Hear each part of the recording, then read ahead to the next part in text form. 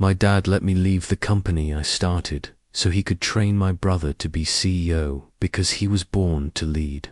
Yes, that's what he said to me, word for word. And I remember laughing, not because it was funny, but because the pain was so great that laughter was all I had left. It happened on a Tuesday morning. In the glass conference room of Callahan Dynamics, overlooking downtown Los Angeles, the sun reflected off the skyscrapers. The city seemed alive and alive while inside that room. My world was quietly falling apart. My name is Ethan Callahan, and for the past 8 years, I have poured everything into this company. Every idea, every sleepless night, every ounce of energy. When I joined, we were just a struggling manufacturing company my dad had founded in the late 90s. Now, we were leading the next wave of renewable energy innovation, or so I thought. Sitting across the table was my father, Richard Callahan, steadfast, sharp, the kind of guy who measures success by headlines and handshakes.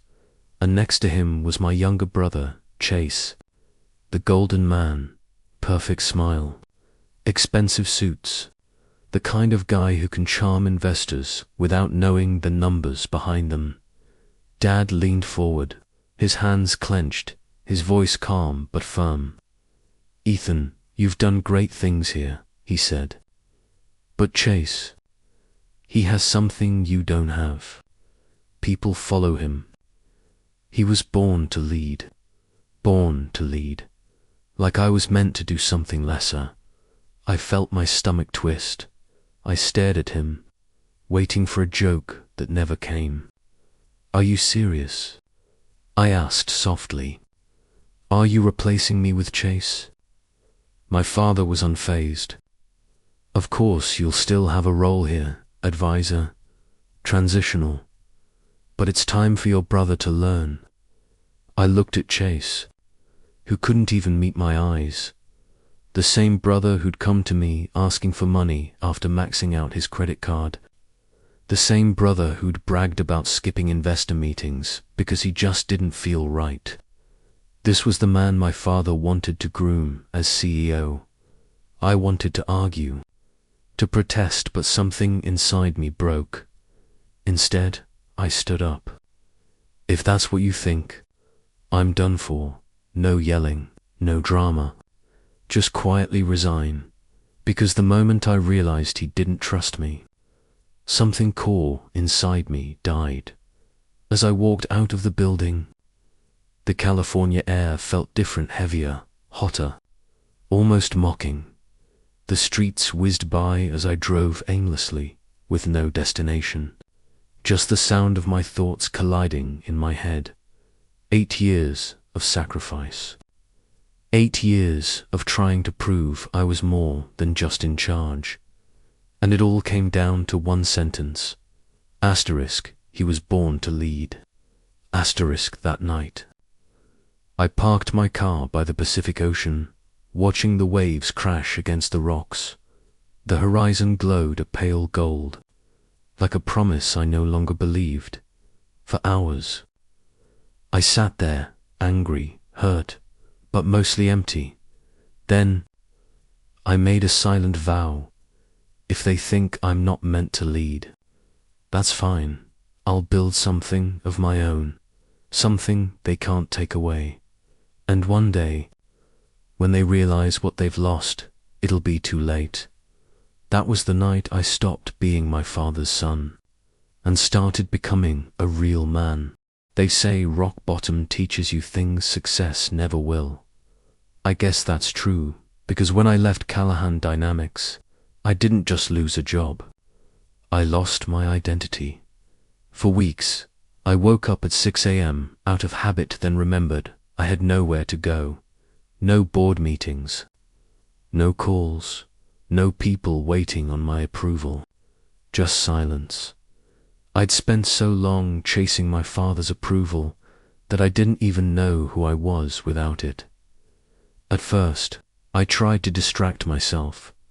Gym, coffee shops, long drives up the coast, but everywhere I went, people recognized me as Richard Callahan's son.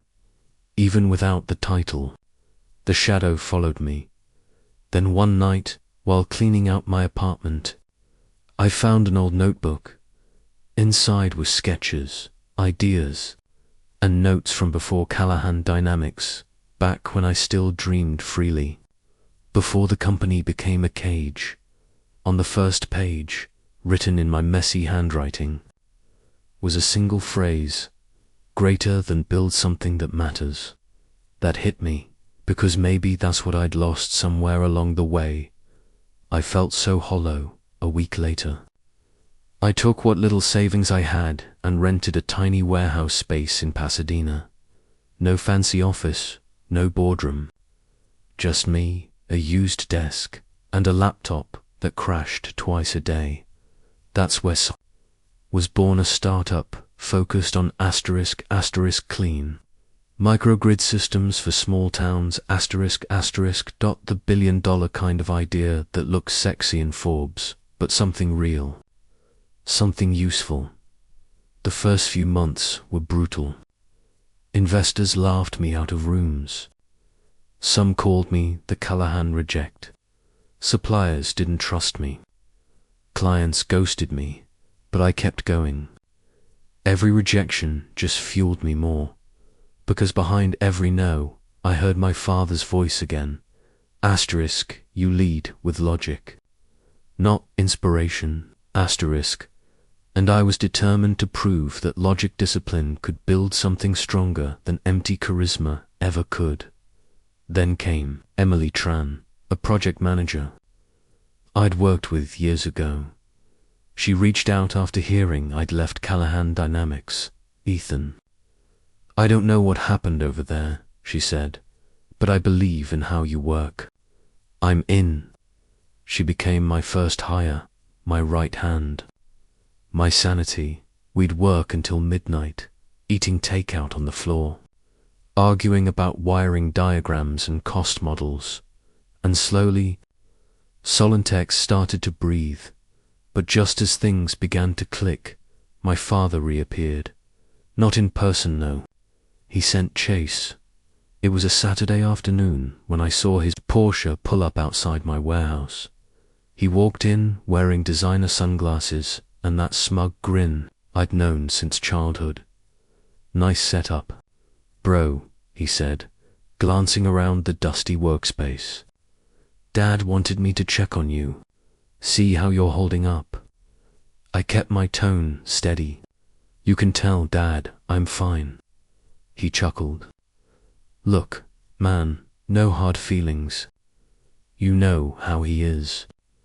He thinks long term. You were always the worker. I'm the visionary." That word visionary snapped something inside me. I turned to him. "Visionary? You can't even read a financial statement without calling me." His smile faltered. "Hey, I'm trying to be nice." "Then don't," I said. "Just go." He left after that, but the conversation stuck with me, because underneath his arrogance, I saw something I hadn't noticed before. Fear Chase wasn't visiting to check on me. He was checking the competition. A few weeks later, Emily brought me a document, an internal memo from Callahan Dynamics. Leaked anonymously, it outlined a new project proposal, almost identical to ours. Same structure, same model, even the same name for one of the components we'd designed. I froze. They'd stolen it. My father, my brother, the company I'd built. That night, I sat in the dark of my tiny office, staring at the memo. Every emotion came crashing back. Betrayal, anger, disbelief. I could have confronted them.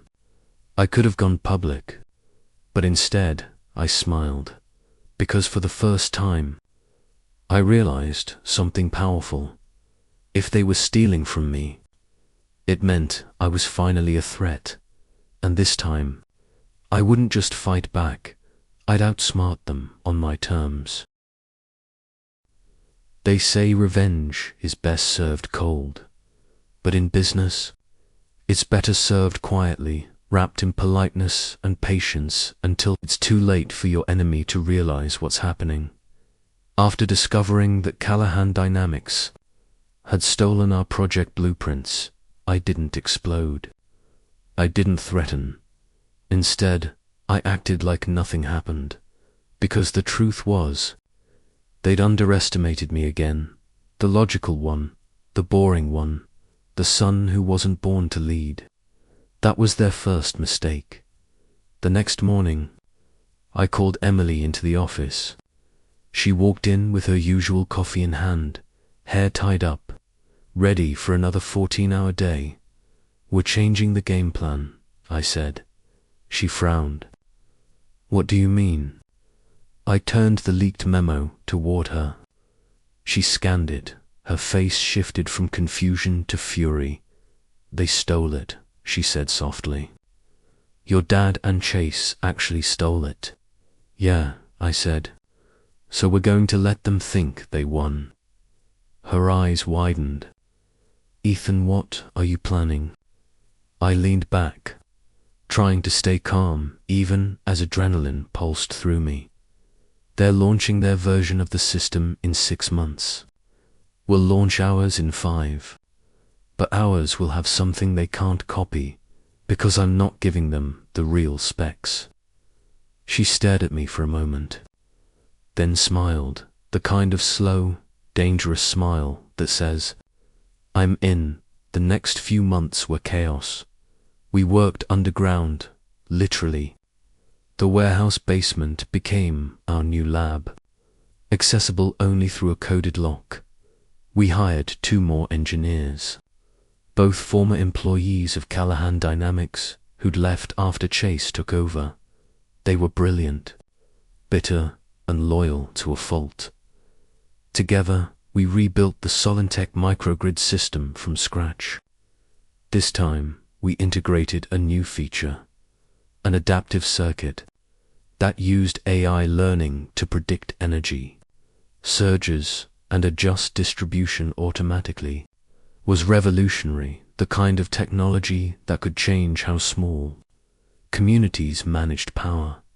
But while we worked, the media kept praising Callahan Dynamics.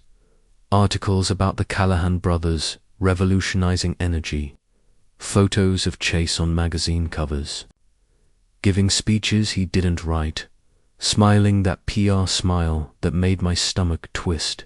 It burned. Every headline, every post, every fake compliment. Still, I stayed quiet, because I wasn't building for attention. I was building for impact. Then came the TechRenew conference, the biggest renewable energy expo on the West Coast. Both Callahan, Dynamics, and Solentech were invited. My father was scheduled to present his new technology in the morning. I was presenting mine in the afternoon. The night before the event, I couldn't sleep. My hands shook as I rehearsed the slides, adjusting the transitions for the 50th time. Part of me wanted to cancel. Another part whispered, "This is your moment."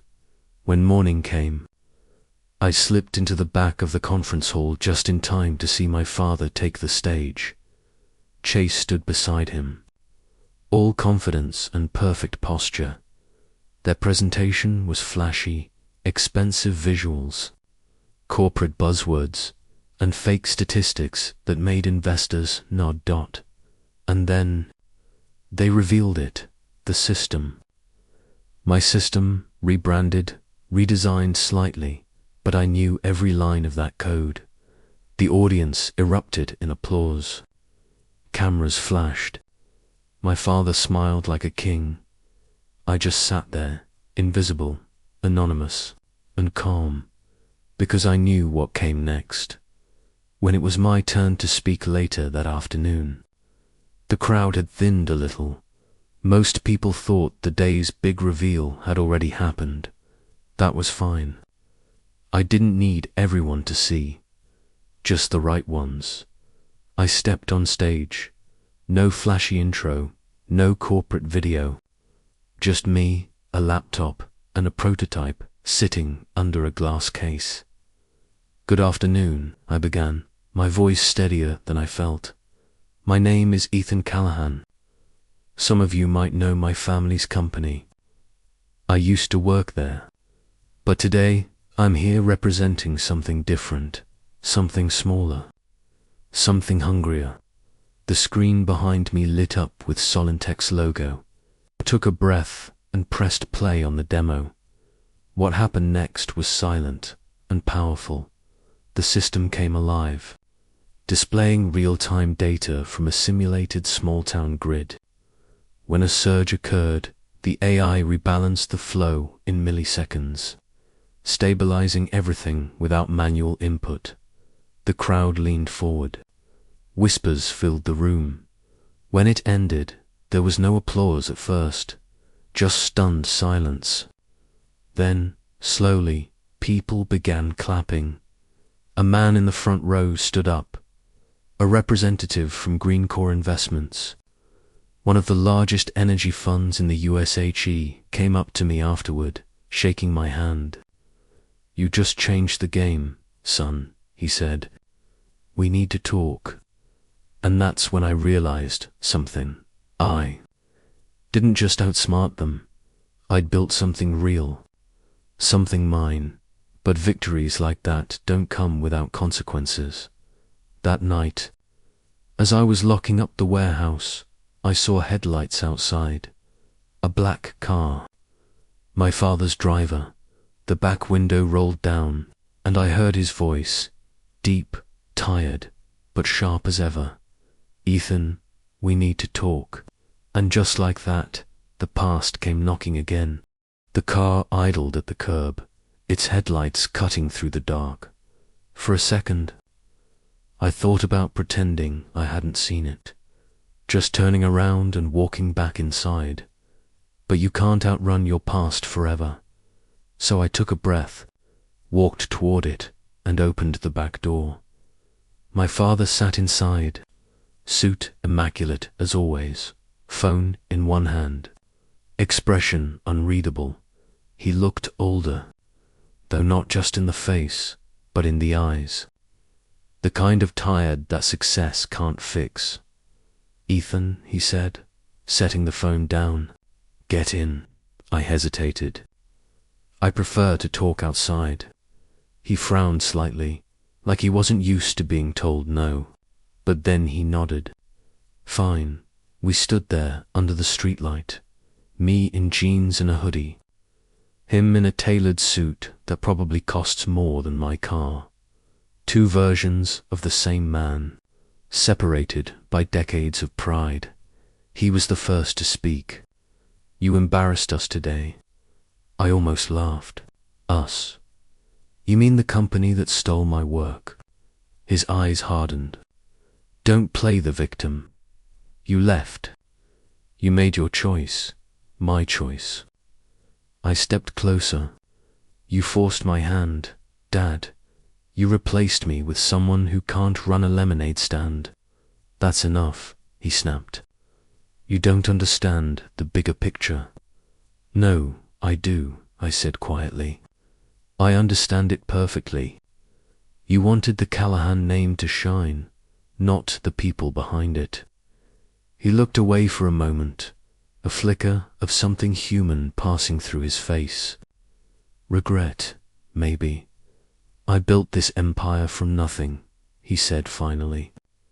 "Do you think I'd hand it over to someone who hides in warehouses, building toys?"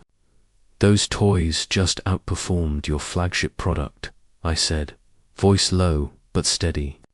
"And you know it." He didn't respond right away. The silence between us felt heavier than any argument could. Then he said something I didn't expect. "Do you really think you can do this without me?" That stopped me. For a moment, I saw not the CEO, not the critic, but my father, the man who taught me how to hold a wrench, who stayed up late explaining business models to a curious 12-year-old. But that version of him was gone. I already am, I said. He exhaled slowly. You're making enemies you don't even see yet. Investors talk, Ethan, partners talk. You won't survive long out there alone. Maybe not, I said, but at least I'll fail on my own terms. He shook his head, almost smiling, like he pitied me. You think this is about pride? It's not. It's about control. About legacy. I stepped closer until we were face to face. Then maybe it's time you learned you can't control everything. Not me, not anymore. For a second, neither of us moved. The air between us felt electric, charged with everything we'd never said. Then he opened the car door. You'll regret this. Maybe, I said softly. But at least it'll be my regret. He paused, hand on the door. You're still my son, Ethan.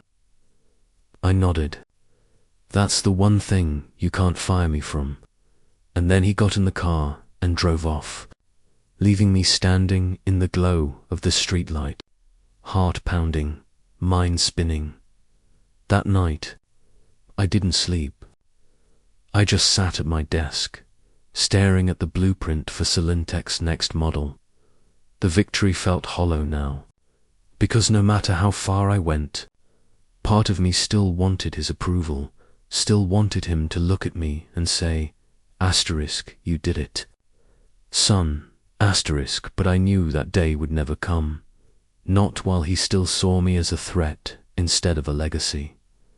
The next morning, Emily walked in, holding a stack of emails. You okay? She asked. I forced a smile. Yeah, just thinking about him, about what comes next. She sat across from me. We got a message from Green. They want to invest. Big time. I blinked. How big? She grinned. Enough to scale nationwide. For a moment, I didn't say anything. I just let it sink in, the idea that the company I'd built in a dusty warehouse was about to become something real, something unstoppable. But deep down, I knew it wasn't over. My father wasn't the kind of man to lose quietly and chase. Chase was already spiraling, somewhere inside that glass tower downtown. They were planning their next move, and I had no idea that the next battle wouldn't be about business. It would be about asterisk family. Betrayal and the cost of finally becoming my own man. Asterisk. My dad let me leave the company I built so he could train my brother to be CEO because he was born to lead. That sentence kept echoing in my head for weeks, even months. Every night, I replayed the moment in the boardroom. The faces, the applause for Luther, and the way my own accomplishments were brushed aside like dust. The betrayal stung worse than any failure I'd ever experienced. But deep down, I knew one thing. I hadn't lost. I'd just been forced to start over. For the first few days, I did nothing. I sat in my apartment, staring at the blank walls, my mind racing through every system, every patent, every client deal I'd orchestrated. Mason, loyal as ever, came by daily with coffee and updates. You're not done, he kept telling me, and he was right. I had a choice. I could crawl back, beg for a seat at the table, try to make peace with a family that had just humiliated me. Or I could build something new, something they couldn't touch. Something I controlled completely. We started quietly. Lena Voss, a venture capitalist I had crossed paths with years ago, had never forgiven my dad for freezing her fund out of a past deal. She believed in me when no one else did. Mason handled operations. I handled the tech. We built a skeleton team, mostly engineers who had left Cross after Luther took over. People who understood the technology at its core and were hungry to prove a point. The company had no name at first. On paper, I was a technical consultant, officially uninvolved. But in reality, every line of code, every architecture blueprint, every strategic decision came from me. We called it Helix Systems, a shadow of an empire in the making. The early days were grueling. We worked around the clock, coding in dimly lit offices, juggling investor calls and client pitches. Mason would often say, "Oscar, you're building a legacy, not just a company." I wanted to believe him. But there were nights when exhaustion made me question everything. What if I failed again? What if the industry had moved on without me? Then came our first big break. Nexus Freight, a former Cross client, reached out discreetly. Their recent logistics system had failed catastrophically under Luther's rushed Atlas rollout. Millions lost, operations halted. They needed stability, and fast. We pitched them a pilot solution built entirely by Helix. 6 weeks later, they signed a $50 million contract. The results spoke for themselves. Operational costs dropped by 30%. Efficiency rose by 40%. Trade publications started noticing the mysterious new player in infrastructure, AI, but no one knew it was me behind it. Not yet. Meanwhile, news from Cross was grim. Luther's aggressive campaigns to rebrand Cross as innovative were backfiring. Systems he had meddled with were failing. Investors were nervous, clients hesitant. Internally, I could sense the panic growing, though I remained in the shadows. I wanted them to feel the consequences of their own arrogance. Luther's first move against us was predictable. His legal team filed a lawsuit claiming Helix had stolen intellectual property from Cross. On paper, it looked serious, but we were prepared. Every single patent, every system design predated Cross's ownership and was under my name. The lawsuit collapsed in weeks, humiliating them publicly. The next few months were a chess game. Luther tried public smears, anonymous blog posts, bribes, even poaching attempts for our engineers. Every attempt failed. Our retention rate was nearly perfect. Our employees weren't just working for Path, they were building something bigger than any one of us, and they knew it. By the time the third quarter rolled around, Helix had grown exponentially. Fortune 500 clients came knocking. Our technology outperformed Cross's in every measurable metric. Luther was frustrated, my dad bewildered. Yet still, neither could reach me. I stayed in the shadows, letting the work speak for itself. Then, the opportunity that would seal everything appeared. A $300 million federal defense infrastructure contract. Both Helix and Cross were Luther scoffed publicly at our chances, calling Helix a small, anonymous consultancy with no real clout. Behind closed doors, I knew he was panicking. The contract would be the turning point if we won. It would prove that skill, vision, and execution mattered more than charm and family ties. Our proposal was flawless, innovative, secure, scalable. And when the preliminary award came through, it was Helix. Cross's internal panic only grew, and the first cracks appeared publicly. Shareholders demanded explanations. Luther's carefully constructed image as the visionary CEO began to crumble. Weeks later, government security protocols required disclosure of Helix's ownership. Mason and I agreed to comply, knowing exactly what would happen next. Within hours, the industry knew. Oscar Cross, the former coup of Crosstech, was the founder and controlling shareholder of Helix Systems. The revelation exploded across business news. Headlines screamed, "Fired coup secretly builds competitor, topples former company." The reaction was immediate. Cross-stock plunged, investors called emergency meetings, and Luther's image as a capable leader shattered. My father called, his voice trembling with a mix of anger and disbelief. "You've humiliated us," he said. I stayed silent. Luther tried a press conference to discredit me, but the markets didn't care. Helix had the results. Helix had the clients, and I had the control. It was a moment of vindication, yes, but not revenge. I had not built Helix to punish them. I had built it to prove that merit, not blood, determines success. And in that moment, I realized the empire that had once rejected me was mine, even if they didn't know it yet. The call from my father came early in the morning. I hadn't answered any of his texts, hadn't returned any of his calls for weeks. But now, with Helix at the top of every major tech and logistics publication, he was desperate. "Oscar, we need to talk."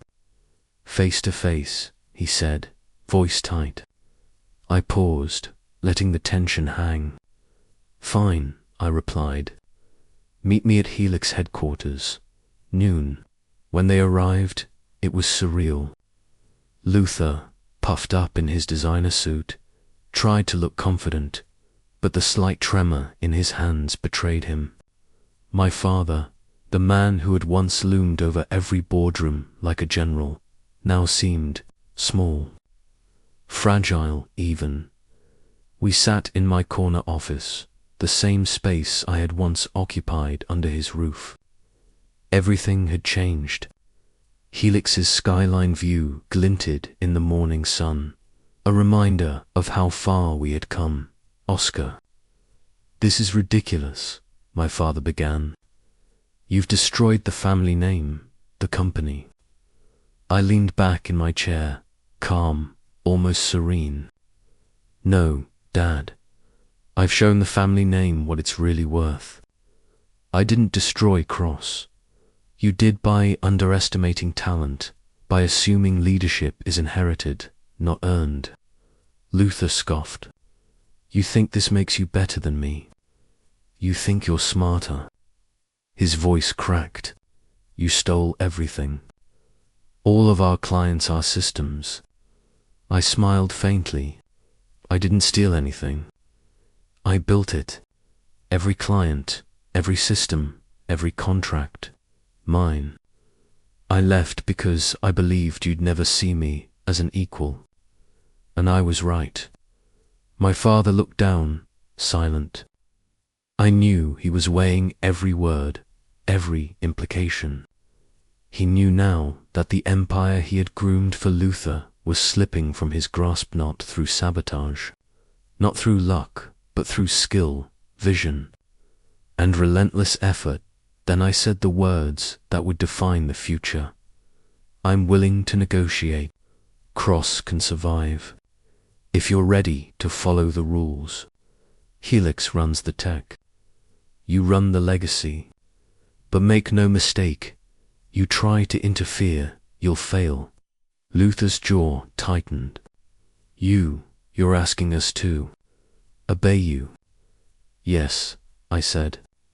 "Because you didn't teach me how to be CEO. You taught me how to survive. And now I lead.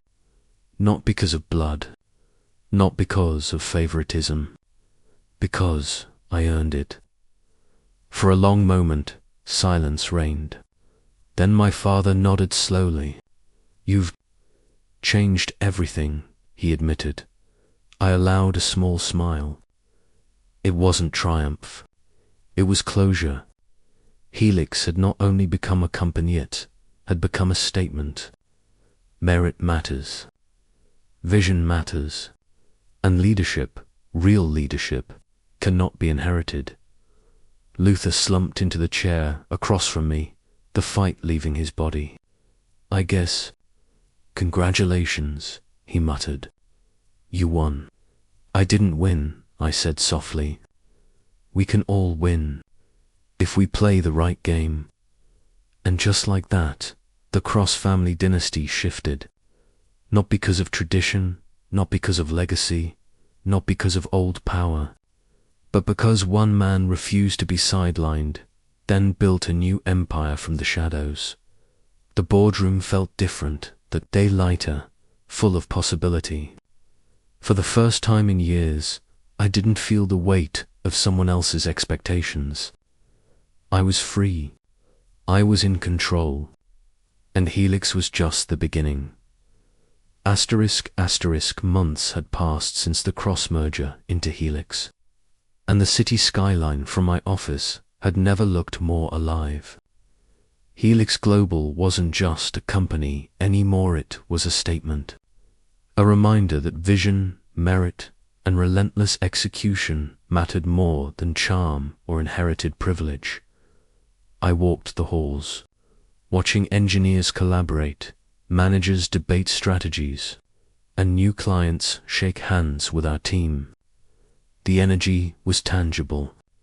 Every decision I made, every system we launched, carried the weight of lessons learned not just from the business, but from betrayal, from being underestimated, from having everything taken away and proving it wrong.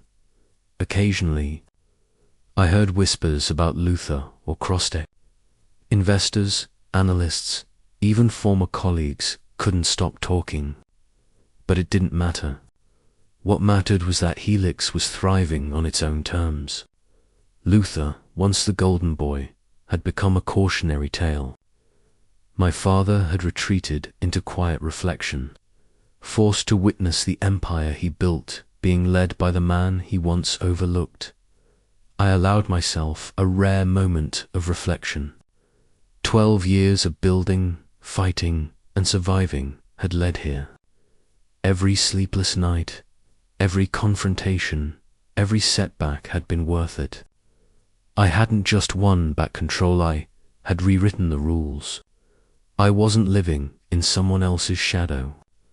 I had cast my own, and in that quiet moment, I understood something deeper. The betrayal that had once threatened to destroy me had become the foundation of everything I now owned. Not revenge, not bitterness, just inevitable justice, born from persistence and vision. Helix Global was mine to shape, mine to grow, mine to lead. And for the first time, I felt the full weight of possibility. The empire that had rejected me was now unstoppable under my hands, and the future was wide open.